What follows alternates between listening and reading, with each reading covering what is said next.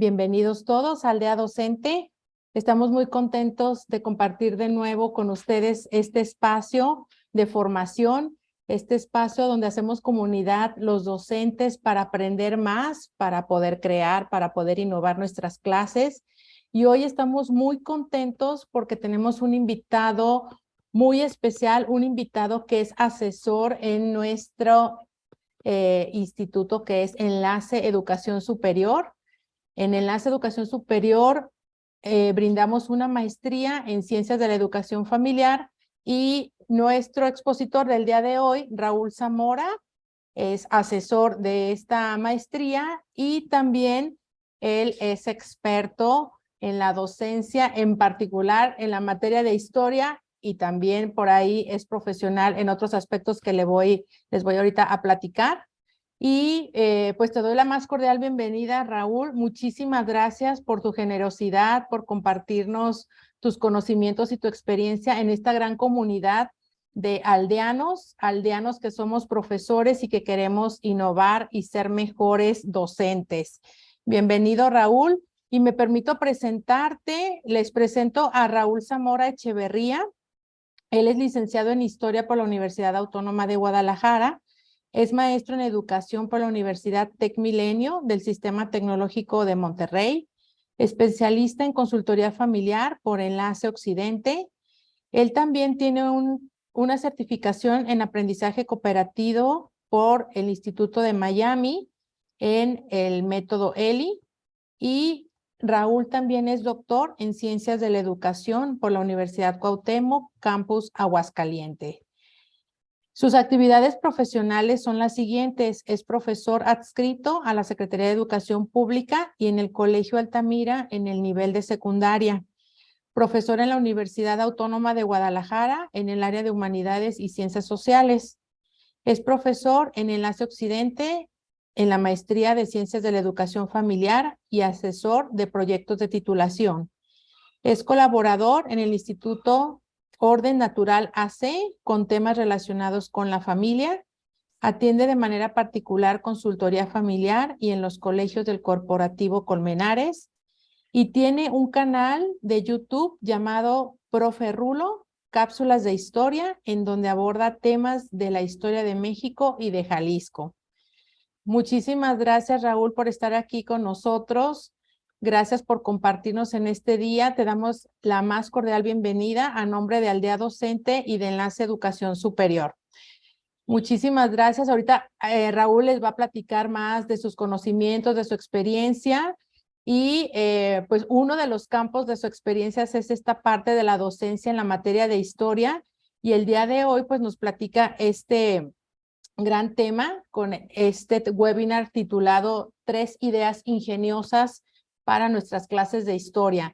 Más de alguno de nosotros damos historia y ahorita Raúl nos va a compartir algunas estrategias que él ha utilizado y que le han ayudado bastante para lograr los aprendizajes. Y también, aunque no demos clases de historia, más de alguna estrategia te puede ayudar en tus clases si eres docente. Pues adelante, Raúl, bienvenido y es todo tuyo el escenario. Muchas gracias, Gaby. Perdón, Cristi. Cristi y Gaby que están aquí conectadas. Para mí es un placer el contribuir a la labor magnífica y espectacular que hace Enlace de formación de profesores, porque al final de cuentas el profesor y la profesora pues son unos agentes muy importantes en la vida de los alumnos, ¿verdad? Y bueno, pues el día de hoy quiero compartirles a ustedes algunas ideas que naturalmente no es la panacea o lo que ya está dicho y no se puede hacer nada más. Al final de cuentas son algunas ideas, compartirles algo de experiencia que me ha tocado a mí aplicar y que por supuesto pues se podrá ver enriquecido con las aportaciones de todos ustedes. A mí me gustaría que voy a hacer una breve exposición primero de algunas ideas que preparé. Si hubiera alguna duda durante esta exposición, que voy a tratar de que sea mini lección, que me puedan ustedes interrumpir sin ningún problema, abrir su micrófono y preguntarme. A veces se nos vienen ideas y si nos esperamos al final se nos olvida. Entonces no importa que me pregunten Igual si al final hay más preguntas, pero no nada más preguntas, si hay ideas que ustedes tengan de cosas que ustedes hubieran aplicado, creo que ese es el espíritu de la aldea docente. Al final de cuentas, todos vamos a aprender de todos, ¿no? Eso es lo rico de este proyecto. Entonces les voy a compartir pantalla para presentarles estas ideas que preparé para hoy. Bueno, lo primero, ahí esa imagen me gustó porque, bueno, las ideas a lo mejor salen de lo que otros ya han escrito, de lo que otros han hecho, pero no olvidemos que el principal protagonista en este momento de este webinar es el docente. Y digo en este momento porque a la hora en que nosotros damos la clase, pues el protagonista debe de ser el alumno. De hecho, me quedé reflexionando y empiezo con esta reflexión de que a veces nos preguntamos si son estrategias de enseñanza o si son estrategias de aprendizaje, ¿no? Y creo, a mí me gustaría más bien tomarlas como que son estrategias de aprendizaje, porque cuando nos enfocamos a que son estrategias de enseñanza, nos olvidamos del alumno y nos enfocamos en nosotros mismos, en lo que sentimos, lo que pensamos, lo que queremos lograr, pero perdemos la noción de los que están allá, de los alumnos. Entonces, creo que más bien son estrategias de aprendizaje, porque queremos que nuestros alumnos aprendan. Y bueno, lo primero que quiero compartirles es que debemos de sustentarnos en otros, ¿no? Y creo que la teoría es muy importante a manera de recordatorio porque pues todos ustedes como maestros, como docentes, pues tienen mucho conocimiento con respecto a las teorías educativas, ¿no? Pero particularmente para el tema que vamos a abordar, pues creo que es importante recordar a David Ausubel con el aprendizaje significativo porque queremos que nuestros alumnos le encuentren un sentido al aprendizaje de historia, que no sea algo ajeno a ellos, ¿no? Rescatar lo que ellos ya tienen por su propia experiencia vital, desde niños de primaria, secundaria, preparatoria, profesional, para que lo puedan enlazar con el nuevo aprendizaje que van a tener. Y fíjense, a veces nada más nos enfocamos a qué sabes de los mayas, qué sabes de los mexicas, qué sabes de la conquista, qué sabes o de la guerra mundial, o qué sabes de los egipcios. Pero no nada más eso, ¿no? O sea, porque al final de cuentas, eso es un conocimiento alejado de nuestro alumno. Tenemos que partir de las cosas de la vida personal. Hace poco, bueno, en esta semana pasada, estas últimas 2 semanas estábamos viendo el tema de la cultura mexica en segundo de secundaria y entonces empezamos a hablar de la tira de la peregrinación y yo les decía a los alumnos, bueno, imagínate que en la época de la conquista pues quedó destruida Tenochtitlán, todos los códices, la historia se perdió, pero luego los frailes evangelizadores o franciscanos les pidieron a los jóvenes mexicas que rescataran la historia de su pueblo. ¿Y cómo lo hicieron? Preguntándole a los viejos, ¿no? A los ancianos. Y entonces les dije, ¿tú tienes a tus abuelos todavía contigo? Y algunos incluso vivían con los abuelos. Y les pregunté, ¿ya les preguntaste a ellos cómo era su vida cuando tenían tu edad? ¿Quiénes eran sus mejores amigos? ¿A qué se dedicaban? ¿De dónde era su familia de ellos? ¿Cómo llegaron aquí? Etcétera, etcétera, ¿no?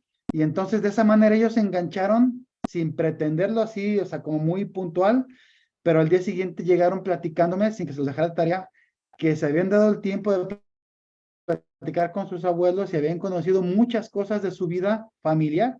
Y eso lo enlazamos luego ya al tema de la cultura mexicana, ¿no? La importancia que fue de rescatar la historia. Entonces, David Ausubel nos hace hincapié en esto del aprendizaje significativo que se va a encontrar cuando el alumno le ve una relación a su vida diaria, ¿verdad? A lo que él está viviendo todos los días. Otra teoría que tenemos que tomar en cuenta también, pues es a Jerome Brunner con el aprendizaje por descubrir. Y bueno, pues aquí es motivar la indagación, la experimentación, que no se quede todo a nivel de teoría. Típicamente en historia es la lectura, el subrayar, el generar resúmenes, algunos cuestionarios, y eso es como muy tradicional y ya está, de verdad. Si nosotros todavía recurrimos a eso con frecuencia, pues somos unos maestros pasados de moda, nos quedamos, ahora sigue siendo maestros de historia, nos quedamos en el pasado, ¿verdad? Tenemos que ser profes de historia, pero muy modernos, muy actualizados. Otro teórico, pues, es Robert Gagné, con el aprendizaje sistémico, porque sin duda pues sí necesitamos que el alumno procese información, sí necesitamos que el alumno lea, sí necesitamos que el alumno memorice. O sea, el aprendizaje no está peleado con estas estrategias, ¿no? La memorización, la lectura, el que sepan también diseñar preguntas. Cuando se hacen el cuestionario, no nada más preguntar por preguntar, sino saber estructurar una buena pregunta de fondo que lleve un aprendizaje más profundo, pero no hay que abusar, o sea, no hay que irnos a los extremos. Tampoco es que no se aprendan nombres, que no sepan datos importantes, que no los memoricen. Fíjense que con mis colegas de matemáticas, por ejemplo, veo que en la actualidad muchos alumnos no saben las tablas de multiplicar y entonces tienen problemas para aprender la división y lo que sigue, ¿no? Entonces vemos que es importante memorizar. En historia también es importante, ¿no? Además de que le encuentre un significado, además de que pueda establecer una relación temporal, pasado, presente, futuro, pues también es importante que algunas cosas las procese, que las lea, que las subraye, que las despedace, que las vuelva a construir, que las comente, que las critique. O sea, todo esto tiene que ver con el aprendizaje sistémico. Y la última teoría que voy a tomar en cuenta para el tema de hoy, pues es la de Lev Vygotsky, el aprendizaje sociocultural, porque pues es importante que el alumno socialice, que no solamente lo lea él mismo y haga soliloquios donde él está reflexionando y comentándose a sí mismo en la mente, sino que lo comparta, porque es importante que se compartan las ideas, que se enriquezcan las ideas, que se conozca la visión de los otros, incluso lo que nosotros aprendemos no lo aprende igual nuestro compañero, y cuando él nos manifiesta cómo lo aprendió, lo que le llamó la atención, pues entonces se da cuenta de que el aprendizaje es mayor, ¿no? Bien, ahora sí, quiero comenzar y decirles que la historia debe de tener un significado y una utilidad para el alumno.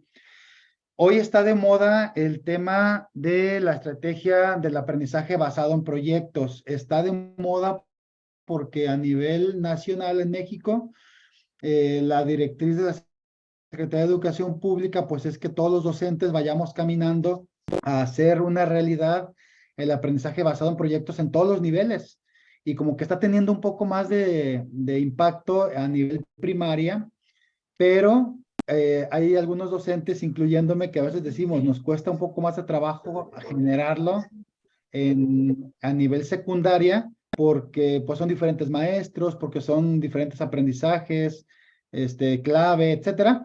Pero al final de cuentas se puede lograr, pero tenemos que ir caminando hacia allá. Y creo que la materia de historia, aunque parece, como les digo, que es muy teórica, que es como, voy a decir algo que a mí no me gusta, como que si fuera una materia muy insignificante, muy de relleno, pues no, porque en realidad aporta un elemento muy importante en la formación del alumno, que es la identidad nacional, la conciencia de que pertenece a una nación, a un origen, y por lo tanto entiende su papel presente y lo que puede aportar para el futuro, no solamente a nivel nacional, sino a nivel internacional como comunidad mundial.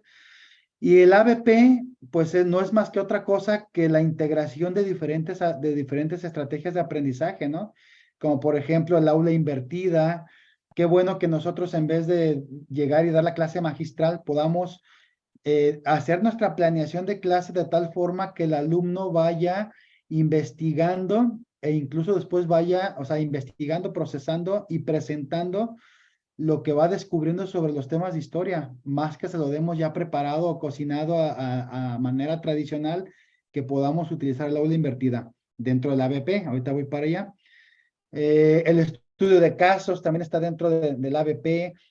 Por ejemplo, en historia podemos analizar casos, no solamente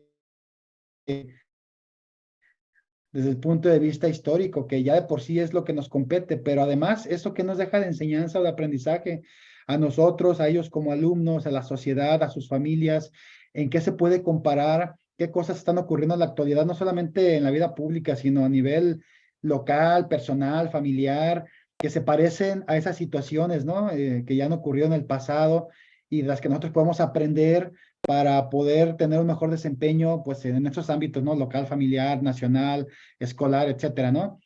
Algo muy importante que también integra el ABP, pues es la gamificación o el aprender a través de los juegos. Yo creo que en esa estrategia de memorización, todos, o al menos yo sí me acuerdo, recordamos que en la primaria en la hora del recreo nos ponían la música de las tablas de multiplicar, ¿no? Y ahorita se me viene a la mente esa cancioncita de jugando y no sé qué, vamos a aprender las tablas de multiplicar, y luego venían las tablas y nos las aprendíamos, ¿no? Algunos juegos que se les ocurrieron a las maestras y demás, pero pues esto va más allá que el cantar, que el jugar, o sea, incluso ahora que la tecnología está muy avanzada, pues también podemos incluso utilizar herramientas tecnológicas de juegos para que nuestros alumnos aprendan historia, ¿no? Entonces, estas que estamos viendo son estrategias de aprendizaje que están integradas dentro del ABP.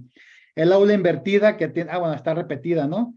El aula invertida creo que la puse 2, pero bueno, no nada más es el trabajo, lo que llaman por ahí la prelectio, la prelección, el estudiar el tema que viene más adelante o en la próxima clase, sino también el poder hacer protagonista realmente al alumno. El proyecto de intervención, o sea, ¿cómo que en historia podemos hacer proyectos de intervención? Pues también, ahorita más adelante les voy a comentar algunas ideas al respecto, ¿no? ¿Cómo podemos impactar a la sociedad? Algunas ideas para el día a día. Primero, para el día a día, para todas tus clases, ¿no? Bueno, primero, en la clase de historia es muy importante la mini lección, porque el docente que se la pasa platicando y platicando y enseñando la historia, pues es muy aburrido, es muy, ¿cómo se dice? Pues causa repulsión, desánimo, no llama la atención una clase de historia donde el profesor se la pasa, explique y explique y explique, ¿no? Entonces, yo te recomiendo que esa mini lección sea de 15 minutos, 20 minutos ya son mucho, 15 minutos, una exposición en la que tú explicas los conceptos básicos de lo que vayas a ver de la historia y luego venga la parte activa del alumno, porque además hay que contemplar, en primaria es diferente, el docente es un poquito más dueño del tiempo, pero ¿qué tal el docente de secundaria que tiene más, las horas clase un poco más limitadas a 45 minutos, a veces algunos de 50, pues tenemos que medir muy bien el tiempo. Entonces la mini lección es muy importante para que el alumno no se aburra, no se enfade y se enganche con actividades. Hay que incentivar el juego y la competencia. Actualmente hay varias aplicaciones que nos permiten que el alumno juegue contra el programa o que juegue contra otros alumnos y pueda, a la vez que aprende, pueda motivarse porque va a ganar, ¿no? Porque siempre el espíritu de competencia está presente, más en los niños que en las niñas, pero también las niñas se involucran. Pero bueno, ¿qué hago, Raúl? Si en mi escuela no hay ni internet, pues ¿cómo le hago para utilizar aplicaciones? Bueno, pues entonces, si no puedes utilizar aplicaciones, número uno, pues tienes la más sencilla, que es generar juegos en los que uses nada más el pintarrón, en donde puedas usar tarjetitas. Por ejemplo, algo que yo utilizo y que me ha funcionado para atrapar la atención, para despabilar al alumno y a la vez recuperar conocimientos previos, es, por ejemplo, a veces jugamos ahorcado, ¿no? Buscando palabras sobre temas vistos en la clase, o incluso jugamos adivínalo con señas sobre los temas, pero no dibujando. También es una buena estrategia dibujar los temas, ¿no? Y sin decir palabras más que dibujar cosas en el pintarrón, pero también cuando lo incentivas a que no use el pintarrón, solamente su cuerpo, la mímica, el lenguaje de señas, pues también lo estás ayudando, porque a veces el alumno no se atreve a pasar al frente. El hacer mímica lleva implícito el perder el miedo al ridículo, el perder el miedo a los nervios, al qué dirán, y entonces también lo estás ayudando a que sea más abierto el alumno. Te vas a encontrar con algunos que no quieren o que medio quieren o que pasan y casi no hacen nada, pero ya el hecho de que pase al frente y trate de manifestar una idea con sus cuerpos, sin mediar ningún sonido ni palabra, pues también ya es ganancia, ¿no? Y además, como te digo, pues están recuperando conocimientos de cosas que ya se han visto. Hay más estrategias de juego que pues sería ahorita largo por el tiempo mencionarlas, pero el corazón de la idea es que el alumno se divierta mientras está aprendiendo, o que no todo sea la clase expositiva. El procesamiento de la información es fundamental, pero yo te diría que no abuses del proceso del procesamiento de la información. No podemos, así como no podemos dar clases de historia solamente expositivas, donde el maestro está hable y hable, tampoco podemos abusar y decir, me voy a mi mesa de trabajo, me quedo sentado ahí y lo digo con mucho respeto, hay compañeros docentes que hasta se quedan en el celular o haciendo otras cosas sentados y eso no abona a la formación del alumno. Y lean, subrayen, hagan resumen, hagan cuestionario, hagan dibujos, o sea, todo eso es importante, pero tiene que ser una situación mediada, armónica, equilibrada, en donde el alumno pueda procesar información, pero ¿y luego qué voy a hacer? O sea, ¿de qué me sirve hacer un resumen todos los días, todas las clases de historia? Pues no te sirve de nada, ¿no? O sea, solamente sirve para que el alumno le caiga mal la materia de historia. Más bien es, en vez de un resumen, ¿qué puedo hacer? En el método ELI, por ejemplo, me gusta algunas estrategias que maneja, como la construcción de oraciones este, significativas originales, en donde el alumno en pocas palabras, en una sola línea, dice lo que le llamó más la atención de lo que leyó, o lo que le llamó más la atención del mini video que le pusiste, o lo que le llamó más la atención de las imágenes que le proyectaste, porque lo estás obligando a que descubra lo que fue más significativo para él. Y de esa manera, número uno, te das cuenta si está aprendiendo lo que debe de aprender en historia, te estás dando cuenta del canal de aprendizaje porque a lo mejor a alguien le llamó más la atención el sonido o lo que vio o lo que pudo hacer con lo que la actividad y te sirve a ti para aprender mejores clases. Y el alumno pues también se da cuenta de que se le queda más grabado porque es muy personal lo que está aprendiendo, ¿no? Otras estrategias, ¿no? El positivo, negativo, interesante, etcétera, etcétera. O sea, es decir, con ese procesamiento de la información, además de que lean, además de que subrayen, ¿qué cosa importante, concreta, breve, sustancial puedo hacer para que el alumno se dé cuenta de que aprendió, ¿no? A lo mejor lo hace y luego lo comparte con alguien más y lo enriquece y se da cuenta que aprendió una cosa pero que estaba incompleta o que puede ser más amplia cuando lo comparte con alguien más, ¿no? Bueno, también, Raúl, te quiero sí, hacer una pregunta. ¿Qué nos aconsejas a los docentes cuando estamos viendo en este tema de historia en cuanto a procesar la información? En una clase, ¿cuánto tiempo podemos dedicar a este momento de procesar la información? Claro, como tú dices, nuestras clases son de 45, 50 minutos. ¿Qué es lo que más te ha funcionado? Que en clase se realice este momento de procesar la información, ya sea de leer, subrayar, hacer algún esquema, o bien lo trabajas, o que los alumnos lo trabajen antes en su casa para que ya lleguen al aula con esta información. Y también tú que has observado, por ejemplo, con los chicos, yo he visto que a veces en estos temas de historia se pierden como en la línea del tiempo, en los sí, sucesos o en los personajes. sí. ¿Cómo lo has manejado? Ajá, ajá, Bueno, la primera pregunta, si es bueno, decíamos la clase invertida, ¿no? El aula ajá. invertida. No estamos acostumbrados, la mayor parte de los docentes y tampoco el alumno, a que le dejemos estudiar previamente algo para que luego venga y lo presente en el aula. Entonces, si lo hacemos en el aula, el procesamiento de la información, la experiencia creo que de todos nosotros es que nos lleva mucho tiempo, porque el alumno a veces también tiene carencias en la habilidades lectoras Ajá, y le cuesta trabajo la comprensión de los textos. sí. Entonces, yo lo que sugeriría es que vayamos incentivando el aula invertida, que vayamos dejando pequeños textos, o no nada más textos, porque el procesar información no necesariamente es leer, también es escuchar un podcast, un audio, también es ver un fragmento de video, tampoco es que vean una película, hablando de alumnos de primaria y secundaria, ¿no? Tal vez ya más avanzados los grados académicos, pues puedes dejarle un poquito más de complejidad, pero creo que es importante que empecemos a generarle este hábito de la lectura, del análisis previo a la clase, y seguramente te encontrás con alumnos que no lo hicieron o medio lo hicieron o hicieron lo que pudieron y no captaron bien las cosas, pero habrá otros que sí.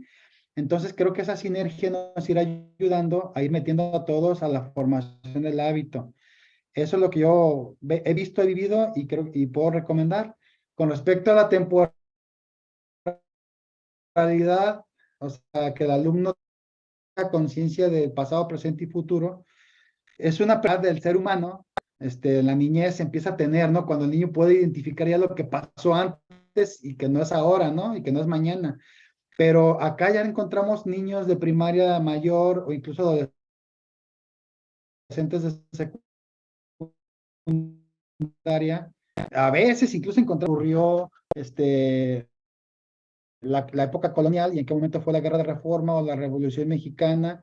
Y entonces es importante que desde el inicio, fíjense que, por ejemplo, yo en el programa de la Secretaría de Educación a nivel secundaria no he visto, o sea, no está propiamente como que el alumno identifique la línea del tiempo, ¿no? Regularmente los libros de texto sí traen como una línea del tiempo al inicio de cada periodo, pero es importante que el profesor de historia haga énfasis, ¿no? O sea, les enseñe primero a manejar la línea del tiempo para que incluso yo recomiendo, y a mí me ha funcionado, que cuando das un tema, el tema que sea, tu primera imagen que presentes sea una línea del tiempo para que el alumno se vaya ubicando en dónde se encuentra, ¿no? Si estás viendo la época prehispánica, que es ahorita con los grupos de segundo, o estás viendo la época de las culturas antiguas con los grupos de primero de secundaria, o en este momento ya se está viendo la Revolución Mexicana con los grupos de tercero, les pones una imagen en donde aparece la línea del tiempo, lo más general, es decir, época prehispánica, colonial, etcétera, y les digas, estamos ubicados en esta época, ¿no? Para que ellos vayan identificando los personajes y en qué momento de la vida se encuentran. Sí es muy importante trabajar pues que el alumno se ubique en el tiempo, ¿no? Eso es muy importante. Estarlo machacando porque sí es un problema muy común, muy Sí, común. Y hay otras sí. estrategias, ¿no? Por ejemplo, incluso algunas pruebas estandarizadas que maneja la Secretaría de Educación o algunos concursos de historia que hay, te presentan nada más imágenes y te dicen, estos personajes, sitúalos, quién estuvo primero en la historia, quién en medio y quién después, ¿no? Y te aparece una imagen de Benito Juárez, una imagen de la Malinche y una imagen de Porfirio Díaz, por decirlo, ¿no? O te dicen, ¿quiénes son estos personajes? Pon los nombres, ¿no? O sea, son como estrategias que tenemos que ir implementando, buscando para que el alumno también vaya identificando las caras, los rostros y la época en la que vivieron cada uno, ¿no? Claro. Sí, Sí, es muchas un gracias, poquito, sí, Raúl. es un Sí, poquito gracias. complejo. Yo les digo a los alumnos, creo que tú tienes 23 años. No, ¿cómo? Ah, bueno, pues es que no puedes decir que Benito Juárez vivió al mismo tiempo que Plutarco Elías Calles porque pues es como si yo dijera que tú y tu mamá son de la misma época, ¿no? Entonces es importante que sepas en qué momento naciste tú, de qué época es tu profesor, de qué época es tu primito chiquito, porque son épocas diferentes y no podemos mezclarlos. Son detalles a lo mejor que van ayudando pues a que el alumno se vaya ubicando, ¿no? Ubicando en el tiempo. Y también sabes Sí, que yo he observado en cuanto van aprendiendo la historia de su país, por ejemplo, en este caso que nosotros estamos en México, pero también ver en la línea del tiempo a nivel mundial. O sea, qué pasaba en sí, México cuando la Revolución Mexicana, por ejemplo, pero qué pasaba en ajá, Europa en ese momento, o en América sí, Latina. Entonces, sí observo que son muchas habilidades las que tenemos que ir desarrollando en los alumnos, así es. a la par también, ¿verdad? Sí, Sí, así es. Sí, muy bien, es correcto eso también, porque sí, sí, no se puede entender nada más la historia de México sin conocer la el historia del mundo, contexto. ¿no? Muy Así es, bien, sí. así es. Gracias, Raúl, sí, De nada. adelante. Les decía que también, pues dice Ramón Ferreiro que el mejor maestro de un niño es otro niño, y esto aplica en todos los sentidos, ¿no? O sea, no nada más para un niño de preescolar o de primaria, sino también para secundaria, preparatoria, universidad e incluso docentes. Por eso la aldea docente pues es una comunidad de aprendizaje entre docentes donde pues el expositor que hoy me tocó a mí, pues no es el que tiene, les decía al principio, la última palabra, ¿no? O sea, al final de cuentas todos tenemos diferentes experiencias y si todos las sumamos, podemos aprender de todos. Y además es muy, aunque aprendemos de nuestros alumnos, ustedes y yo, también aprendemos de ellos. No es lo mismo, y se los digo con mucho respeto, cuando a veces tenemos expositores que ya son muy grandes de edad y que tienen también una manera de enseñar, pues ya del pasado, de cualquier tema, no nada más de historia. Lo aprendemos porque tal vez ya somos adultos, etcétera, ¿no? Pero ¿qué tal cuando nos enganchamos, y esa es la palabra clave, cuando nos enganchamos con un colega de nuestra propia edad, de nuestra propia generación? Y aquí viene el tema de las generaciones, ¿no? Nos identificamos más con las personas de nuestra generación Es lo mismo con los alumnos. A veces nosotros queremos que nada más nos entiendan a nosotros, pero nos damos cuenta que si los alumnos enseñan a enseñarle a otros, va a pasar dos cosas. Número uno, el alumno va a aprender más porque cuando prepara un tema, lo está aprendiendo dos veces. Y para mí, cuando el alumno, además de que lo prepara para enseñarlo, lo enseña, para mí es aprenderlo tres veces. La primera vez cuando lo aprende de manera normal, la segunda cuando lo prepara, sus estrategias para enseñar, y número tres, cuando ya da la clase y tiene contacto con otros, es como un tercer momento. Entonces, pues motivemos el trabajo entre pares, el trabajo en equipos. Dicho sea de paso, yo te recomiendo que no sean equipos numerosos. Yo observo en muchos de mis colegas docentes que hacen equipos numerosos de 10 alumnos y a veces hasta de más de 10, y eso pues creo que no funciona porque se pierde el control. Por más que nombremos un jefe un líder de equipo, se pierde el control. Yo sugiero que para empezar a trabajar el aprendizaje cooperativo, empezáramos primero en binas y luego después pasáramos a tercias. Y si vemos que ya se puede, pues a lo mejor equipos de 4, pero grupos numerosos, solamente que estemos conscientes y seguros de que se puede, de que van a poder trabajar cooperativamente, ¿no?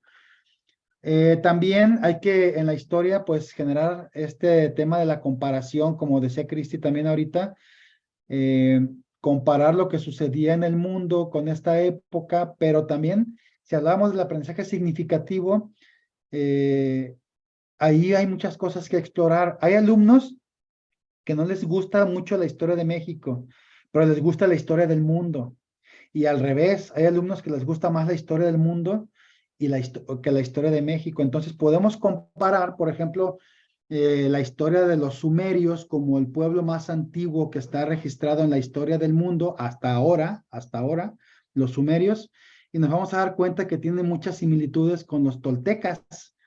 Y entonces, aunque se llevan más o menos como con 500 años de diferencia, de antigüedad en la diferencia, pero vamos a ver que hay algunas cosas parecidas, naturalmente, como personas en el lenguaje, en los signos que van a crear, en la estructura cultural, en la cuestión religiosa, en la arquitectura, aunque son de diferentes lugares, como decíamos ahorita, en espacios geográficos diferentes, en tiempos diferentes, pero más o menos cercanos, y entonces, pues pueden encontrar esa similitud entre que me gusta la historia del mundo y la historia de México, ¿no? Lo típico, ¿no? Lo que nos pasa a nosotros, los más grandes. Yo me acuerdo cuando aquí no había casas, era nada más, hasta aquí llegaba la ciudad, o aquí no existe este centro comercial, o está otra cosa. Bueno, ese comparar va generando también el atractivo para que el alumno, pues, pueda encontrar una relación. ¿Cómo podemos hacerlo? Pues yo recomiendo no nada más hacerlo así como lo dije ahorita, de comparar hechos y acontecimientos, así nada más de palabra. Hay que usar, creo que para ir generando también una estructura mental de nuestros alumnos, los organizadores gráficos son fundamentales, ¿no? Y a veces nada más queremos, como les decía, que hagan resúmenes, que hagan cuestionarios, pero si queremos que comparen, pues hay que trabajar los cuadros comparativos o uno que les ha resultado a nivel secundaria, tal vez ustedes docentes lo han aplicado, el famoso diagrama de pescado, ¿no? Que no es otra cosa más que el esqueleto del pescado, y entonces nos sirve para comparar porque arriba ponemos, por ejemplo, lo que pasaba en México a finales de 1800 y lo que pasaba en el mundo a finales de 1800, ¿no? Y entonces ponemos como las cosas más esenciales, los enseñamos también a que elijan la información, seleccionen la información, hagan síntesis de esa información, vean qué es lo que para ellos era más importante y lo pongan en cada lado del esqueleto del pescado, ¿no? Y hay algunos que incluso se enganchan, no necesariamente niñas, que son como las más creativas, por naturaleza casi siempre. También hay niños muy creativos que a veces incluso hasta el pez lo hacen, no nada más se quedan con el esqueleto, le ponen más cosas, ¿no? Le ponen más cosas.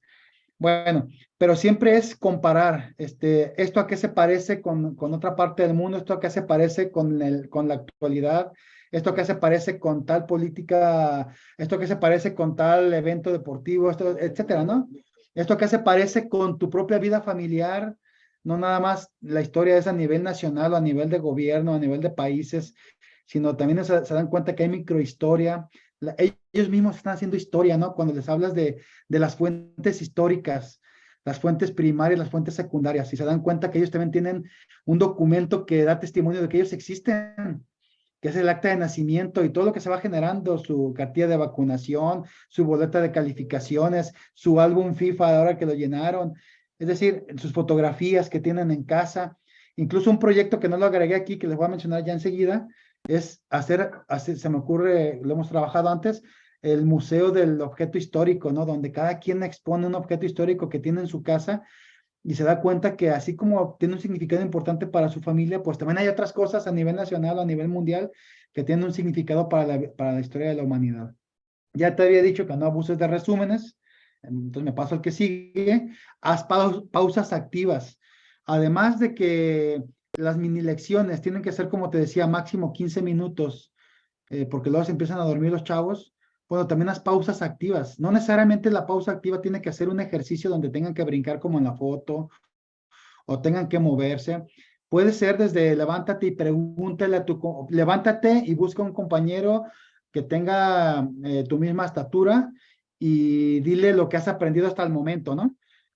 O algunos ejercicios de relajación donde puedes incluso, a ver, pónganse de pie o incluso no les dé miedo. A ver, digo, si el aula es limpia, porque también nos encontramos con unas escuelas o aulas que están un poco sucias, pero si incluso se pueden, el espacio se presta para que se recuesten, o que incluso si afuera tienes un espacio de jardincito donde se pueden salir y recostar y hacer una pausa activa. La pausa activa puede ser desde unos segundos, 1 minuto, 2 minutos, 5 minutos, 10 minutos, porque puede ser una dinámica de relajación, ¿no? Donde se recuesten, donde cierren los ojos, donde controlen la respiración, etcétera, y luego regresen al aula, ¿no? Es decir, eso creo que tú lo puedes buscar aparte de esta clase que estamos viendo ahorita, pero es importante que también manejes pausas activas donde el alumno salga de la rutina en la que está, salga de la posición física en la que está, y entonces se oxigena el cerebro, ¿no? Y se despierte, se despabile. Hay que hacer excursiones urbanas en la materia de historia, acompañadas o dirigidas. A veces no podemos hacerlas como quisiéramos acompañadas porque sobre todo en la escuela pública ha estado muy restringido este tema de sacar alumnos de las clases, ¿no? De la escuela. Incluso se recomienda que no se haga, ¿no? En la escuela pública. Si estás en la escuela privada, tal vez tengas más oportunidad de sacarlos de excursión. Pero yo te recomiendo 2 cosas para las excursiones. Número 1, lo primero es que el alumno se divierta y se conviertan en mejores amigos ellos. No quiere decir que salgas y sea un descontrol tu excursión, no. Pero el principal objetivo es que el alumno disfrute la excursión, se la pase bien. Es un paseo, pero no por ser paseo. Número 2, objetivo número 2, tiene que aprender. No es salir por salir, no es pasearte por pasearte, tampoco es ir y solamente estar escribiendo y macheteando y recopilando. Es una combinación armónica de las dos. Disfruto, conozco y aprendo, ¿verdad? El año pasado tuve la oportunidad de realizar excursiones urbanas en el colegio donde estoy en la mañana, que es el Colegio Altamira, y yo tenía un taller que se llamaba así, Excursiones Urbanas con el profe Rulo. Y todos los viernes de cada semana, el año pasado así se pudo acomodar, este año ya no se pudo, por eso hay que adaptarnos a lo que podamos. Pues cada semana podía llevarme un grupo diferente de alumnos, tampoco eran así multitudes, eran de más o menos como, bueno, sí, era más o menos como de 20, 30 alumnos cada viernes, y entonces conocieron ellos su ciudad cuando ni siquiera conocían el centro de Guadalajara, no conocían el Bosque de los Colomos, no conocían Zapopan, no conocían Tlaquepaque. Bueno, imagínense, si no conocían eso, menos conocían la historia. Entonces, si tú enlazas el conocimiento teórico que están teniendo ahí y a través de los monumentos, a través del museo, a través del objeto, a través de incluso de la anécdota que pasó en el sitio, tú los llevas y entonces lo relacionas, se les queda más grabado. El aprendizaje vivencial, el que ellos lo vivan, que no sea nada más como lo que estamos viendo ahorita en pantalla, una foto, sino que vayas, lo toques, lo respires, lo juegues. Eso permite mucho que el alumno aprenda. Voy a la última parte. Algunas ideas para los proyectos, porque te decía que hoy el aprendizaje basado en proyectos, que está muy de moda en México, digo en México porque a nivel mundial esto ya ya existe, ya está más desarrollado. En México apenas lo estamos queriendo implementar. Por eso es como una novedad en México, ¿no? Y que manejes tu materia de historia a través de proyectos va a ser muy padre, ¿no? Miren, les voy a poner un pequeño videito, dura segundos. Disculpen el comercial, pero es que lo hicieron en el colegio donde estoy en la mañana. Pero quiero decirles que no es exclusivo para trabajarse en colegios, ¿eh? Porque hay docentes que dicen, no, pues como estás en colegio, pues es que ahí se puede hacer muchas cosas. No, yo también soy maestro en la escuela, ¿verdad? En la tarde estoy en dos secundarias federales. Entonces, yo creo que no es suficiente.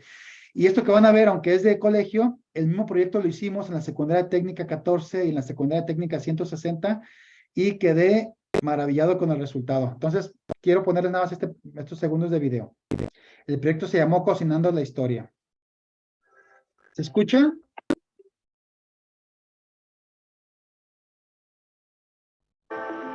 Sí, sí, Raúl. Ujú.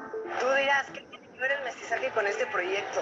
Pues el mestizaje se debe a que los ingredientes de nuestro platillo pues son de diferentes partes del mundo o se encontraron en diferentes partes del mundo. Por eso es la combinación de estos ingredientes, que es una combinación de razas, porque unos vienen de la India, de Egipto. Entonces, pues al final todos se mezclan para que tú puedas disfrutar de un platillo tan delicioso como el pan de muerto. Lo que nos dijeron que teníamos que hacer era hacer un postre que fuera típico mexicano, pero que incluyéramos para que investigáramos sobre el mestizaje físico y sobre el mestizaje cultural. Entonces nosotros decidimos hacer mazapán. Durante el proceso nos dividimos y cada uno pues como que hicimos nuestra versión del mazapán.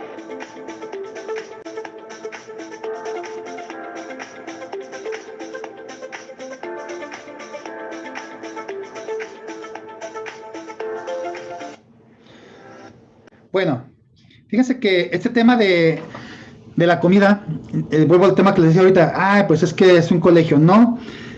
Es que lo cocinaron sus mamás, no. Es más, si tú eres maestro de primaria, maestra de primaria, en primaria se da mucho que las mamás hacen los proyectos, ¿no? En el privado o pública. Pues ve, atrévete a que el alumno vaya generando lo propio. A propósito del aula invertida, ¿qué tal que mejor le invirtamos tiempo a que el alumno traiga material, pero que en el aula, bajo tu supervisión, bajo tu acompañamiento, el alumno lo vaya generando? Porque mira, este proyecto, tengo algunos años haciéndolo y cada vez ha ido mejorando más. En pandemia lo hicimos también, pero no podíamos compartir alimentos. Para empezar, ni nos veíamos. Lo hicieron en casa. Tengo otros videos que ya no quise subir aquí, donde hay testimonios de los padres de familia que los niños grabaron, en donde les explicaron el aprendizaje histórico que habían tenido, que para mí era lo más importante. Pero número dos, lo que yo quería es que el niño, la niña también aprendiera a cocinar, se diera cuenta lo que implica cocinar. Entonces, aparte que los alumnos en la metacognición final que hacían en su resumen, conclusión de lo que habían aprendido, me decían el mestizaje cultural, el mestizaje físico, los elementos indígenas prehispánicos, algunos elementos españoles que llegaron, etcétera. Otro aprendizaje que resaltaba era, yo no sabía que podía cocinar, yo no sabía que podía hacer un platillo de este tipo, y ellos lo decían. En la escuela pública, en la técnica 14, en la técnica 160, de verdad, híjole, me conquistaron por el estómago, además de la parte del aprendizaje. O sea, tú te das cuenta porque ves que sí el sazón es un poquito más condimentado o un poquito más desabrido, pero ves el esfuerzo que el muchacho hizo y además se les quedó grabado el aprendizaje histórico, ¿no? Otra idea que te puedo compartir, lo comparto y aprovecho para hacer un comercial. En el caso del proyecto de Cocinando la Historia, está la rúbrica en la aldea docente, esa la compartí ya hace algunos meses, pero este proyecto en particular que te estoy presentando es una modalidad que voy a hacer de algo que ya venía haciendo. Tiene que ver con gamificación. Hace algunos años yo hacía que los chavos, en base a los temas de historia que tenemos, hicieran un juego de mesa y entonces jugaran y aprendieran y lo hicieran con recursos que ellos tienen. O sea, no se trata tampoco de sangrar económicamente a las familias. Pero me di cuenta, y te lo comparto así, me di cuenta antes de la pandemia, ese año antes de la pandemia, que uno de mis grupos, los chavos la pasaban jugando y yo tenía quejas de mis compañeros docentes que me decían, nada más quieren estar jugando tus juegos en mis clases, ¿no? O acababan la clase y luego, profesor, ya acabé, me deja jugar y se ponen a jugar mi juego de historia, ¿no? Allá sentados en el piso y demás. O en los recesos andaban en los pasillos y demás. A mí este plus que le voy a poner en este año es que me di cuenta que además de enseñarlos a que aprendan historia mientras se divierten, también podemos enseñarles la cultura del emprendurismo, de que emprendan.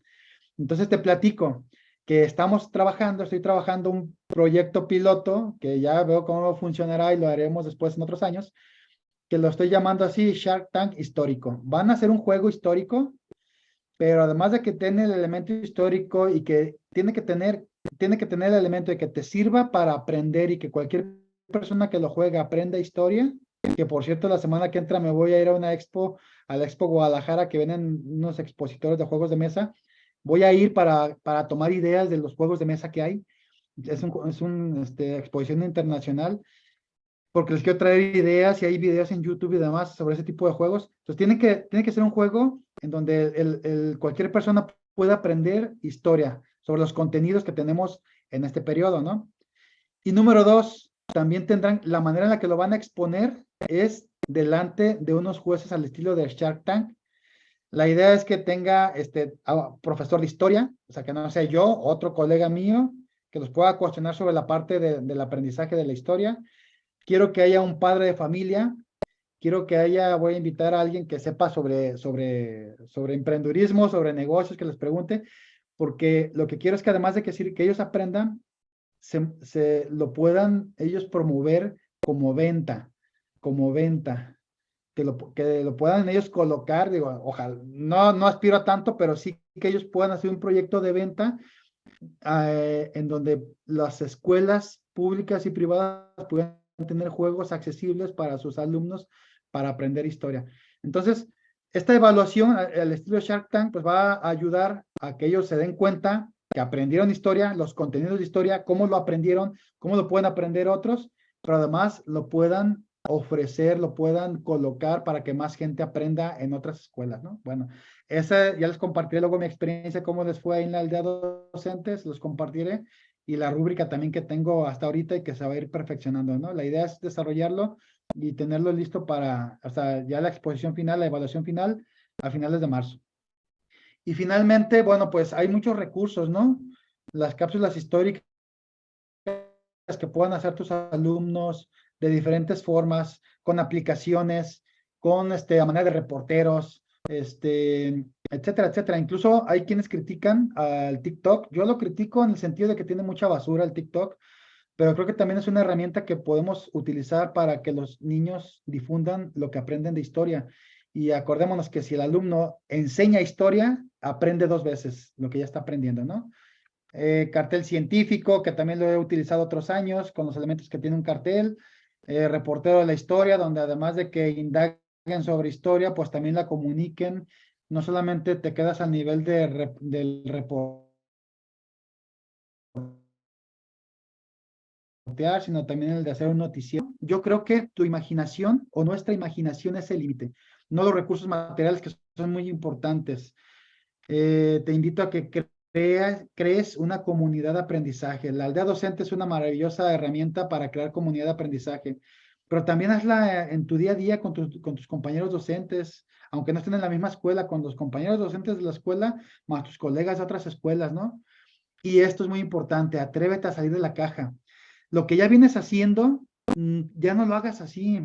Agrégale algo diferente, algo nuevo a lo que ya vienes haciendo, pero algo que lo cambie, que le aporte un elemento nuevo, distinto, o totalmente diferente. O sea, salte de la caja, salte del esquema que ya traemos desde que éramos estudiantes y ahora que somos maestros. ¿Cómo puedo hacer esto que ya hago, pero de una forma totalmente diferente, ¿no? Y bueno, pues te invito a que sigamos en contacto. Ahí está mi correo electrónico de Gmail, y tengo un canal de historia a propósito de las cápsulas de historia, de los recursos didácticos. Es un canal que personalmente creo que tiene muchísimo que mejorar, porque es muy muy sencillo, es simplemente el hablar de un tema en poco tiempo, 10 minutos, ay, 10 minutos es mucho, bueno, hay videos que duran hasta 20, 30, ¿no? O sea, 10 minutos rápido sobre temas de mini lección, pero creo que me faltan muchos temas de edición y cosas por el estilo ya más modernas, pero bueno, tú puedes hacerlo mucho mejor. Son ideas solamente que pongo sobre la mesa y que espero que te sean de utilidad. Y pues estoy abierto a sus preguntas y retroalimentación que también nos puedan dar. Muchas gracias, Raúl. Qué interesante y qué creativo todo lo que has estado trabajando.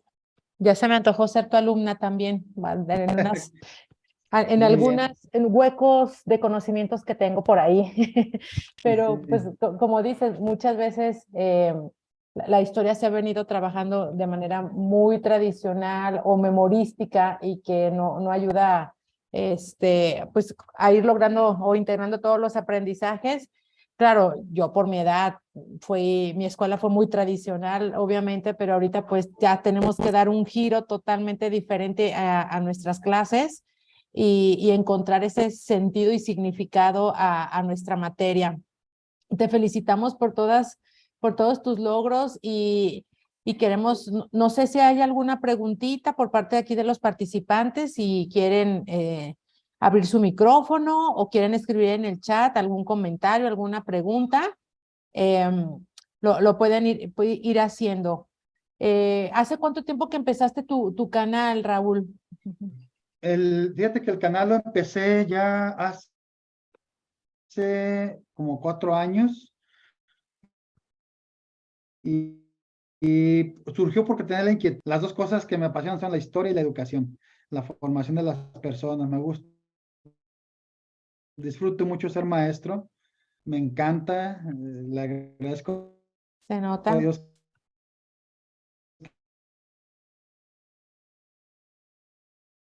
ocasión porque no se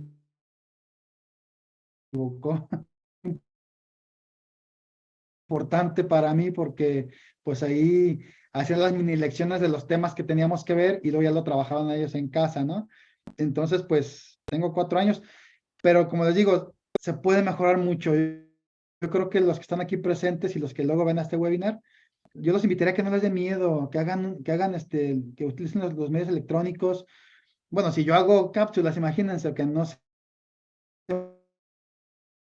mucho de tecnología.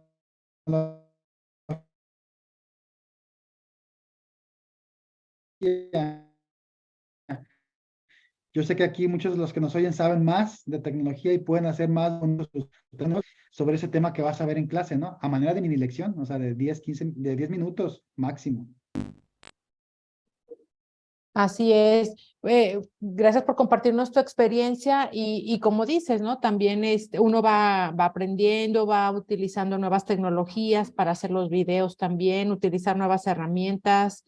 Yo considero que sí, em, tener presente la tecnología, la gamificación, las nuevas metodologías es algo muy favorable para incentivar el aprendizaje. Y me gustó mucho tu reflexión sobre lo que mencionabas, si es una estrategia de enseñanza o de aprendizaje, porque nos centramos mucho también en lo que nosotros como docentes podemos hacer, lo que nos sentimos fuerte. Obviamente que lo que se nos facilita pues es lo que hacemos, pero muchas veces puede no coincidir con las habilidades o los intereses de nuestros alumnos. Y ahorita nuestros alumnos siempre nos van a preguntar ¿para qué me va a servir? ¿Cuál es el objetivo de esta clase simplemente, ¿no? Entonces, encontrando estas nuevas opciones, obviamente vamos logrando el aprendizaje en los alumnos y a la vez lo disfrutan. Me gusta mucho que mencionan mucho esta palabra, el disfrutar la clase también y aprender. Por ahí Vero nos estaba comentando, felicitaciones y agradecer por compartir sus proyectos e ideas innovadoras. Muy bien. Pues quiero compartirles que van a encontrar cápsulas de Raúl en la aldea docente y también algunos materiales, como nos mencionaban, algunas rúbricas y también quizás algunos formatos o propuestas de planeación. Estaría pendiente después platicar el tema de la evaluación, también que nos compartas tu experiencia sobre la evaluación con estos proyectos de trabajo, pero consideramos que estas propuestas que nos has hecho son muy enriquecedoras y estaremos atentos a tus eventos para poderte seguir y aprender sobre los eventos que vas a tener próximamente. Muchísimas gracias. Gracias a ti, Cristi. Sí, pues si no hay ninguna otra pregunta, algún comentario, pues damos por terminado este espacio. Ha sido muy enriquecedor. Queda grabado para subirlo a la aldea. Verónica, Leonel, por ahí veo algunas personas, pero no ubico sus nombres. Si quieren compartirlo con sus compañeros docentes, díganle si no se pudieron conectar el día de hoy, que este webinar está grabado y se subirá a la aldea para que lo puedan ver en el momento que ustedes quieran. Y pues seguiremos teniendo la presencia de Raúl más adelante en otras actividades, en otros webinars, en otros videos, en otros recursos. Recuerden que en la sección de escuela, en nuestra aldea, hay recursos desde mi salón o el profe SOS, donde nos ayudan los expertos a poder tener más herramientas para nuestras clases. Y también los invitamos que a todos los que estamos aquí somos una gran comunidad que todos podemos compartir. Anímate a participar en la plaza, en la cafetería, a compartir.